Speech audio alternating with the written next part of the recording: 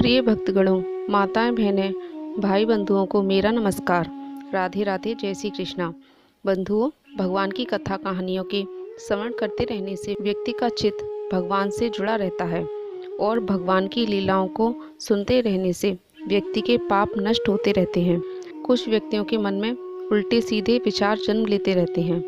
उन व्यक्तियों को हमेशा भगवान की लीलाओं कथाओं को सुनते रहना चाहिए, जिससे उनके मन के विकार दूर हों।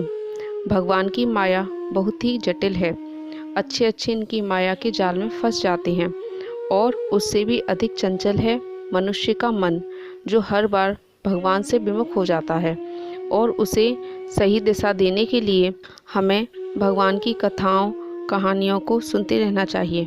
तो आइए आज हम ऐसी ही सत्य कथा का श्रवण करने जा रहे हैं। श्री नाभा जी के ग्रंथ भक्तमाल के अनुसार श्री बारमुखी जी एक वेश्या भक्त थी। एक दिन उनके सामने एक विशाल संतों की मंडली छायादार जगह देखकर ठहर गई। सभी ने यहाँ वहाँ अपने ठाकुर जी के साथ आसन लगा लिए। इतने में ही एक वेश्या आभूषणों से लदी हुई बाहर द्वार पर आई। सरल भाव के संतों को देखकर वह मन में विचार करने लगी कि आज मेरे कौन से पुण्य उदित हो गए जो ये संत मेरे द्वार पर आए हैं। निश्चय ही इन्हें मेरे बारे में पता नहीं होगा। इस प्रकार सोचती हुई वह घर में गई और एक थाल में मोहरे भरकर बाहर आई। उन्हें महंत जी के आगे रखकर बोली, प्रभु, इस धन से आप अपने भगवान को भोग लगाइए। यह कहते हुए प्रेमवश उसकी आंखों में आंसू आ गए। यह देखकर महंत जी ने पूछा कि तुम कौन हो? यह सवाल सुनकर वह चुप रह गई। उसे चुप देखकर महंत जी ने फिर कहा कि तुम बेझिझक होकर अपने मन की बात कहो। तब बारमुखी यह कहकर संत के चरणों में गिर पड़ी कि मैं वेश्या हूँ। फिर कुछ संभलकर प्रार्थना की कि प्रभु, धन से मेरा भंडार भरा हुआ है, आप कृपा करके इसे स्वीकार कीजिए। यदि आप मेरी जाति पर विचार कर धन नहीं लेंगे तो मैं जीवित नहीं रह सकूंगी। तब श्री महंत जी ने कहा, इस धन को भगवान की सेवा में लगाने का बस यही उपाय है कि इस धन के द्वारा श्री रंगनाथ जी का मुकुट बनवाकर उन्हें अर्पण कर दो।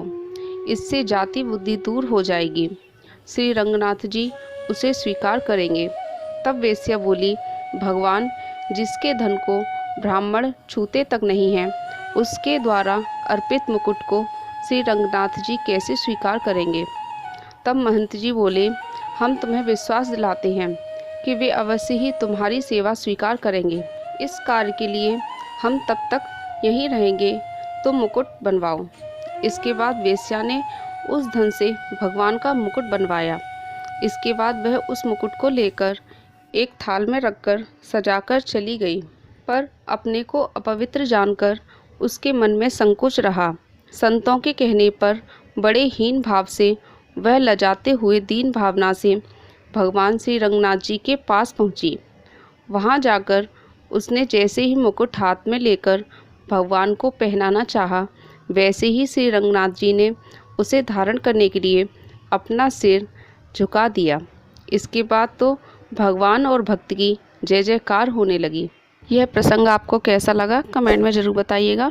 अगर वीडियोस पसंद आई हो तो लाइक कर दीजिएगा और चैनल पर पहली बार हैं तो चैनल को सब्सक्राइब कर लीजिएगा। धन्यवाद। जय श्री कृष्णा। राधे राधे।